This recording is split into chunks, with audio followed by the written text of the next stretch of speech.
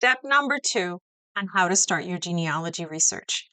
Hi, everybody. How are you? Welcome to Descubre tu Historia. My name is Iris Neri Alicea Flores, and I am a professional Latina genealogist. And I help Latinos and Latinas.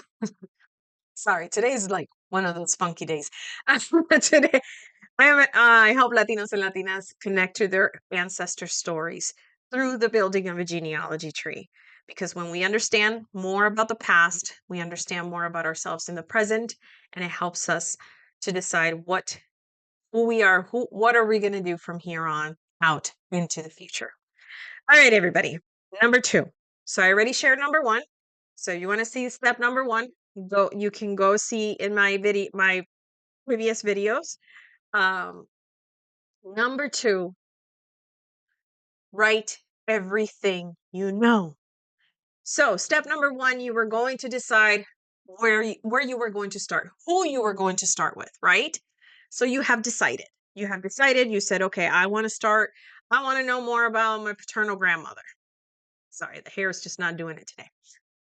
Anyway, so that's what you want to do. So you want to then sit down and you want to write everything you know about your paternal grandmother. What do you know about her? The stories or where she was born, if happen to know when she was born. Uh, who the children she had, who she married, when did she marry, what she did for work, where did she live, the stories you've heard of her. And if you've heard stories about her upbringing, or if you've been lucky to have her and all these, write everything you think you know. So, or if you're someone that decided to start with a great grandparent, same thing. Right, for a reason, you are starting with them for a reason.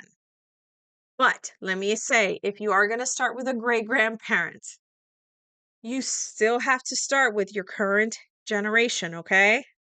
You still have to form that information from the current generation to your grandparent to that great grandparent.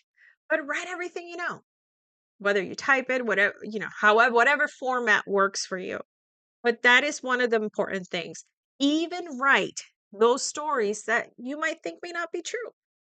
You never know, because sometimes when we start looking into those records and we start reading those records, those stories can definitely be useful and be those little clues that we didn't think of. So write everything you know. And next time I will talk to you about step number 3. Bye, everybody.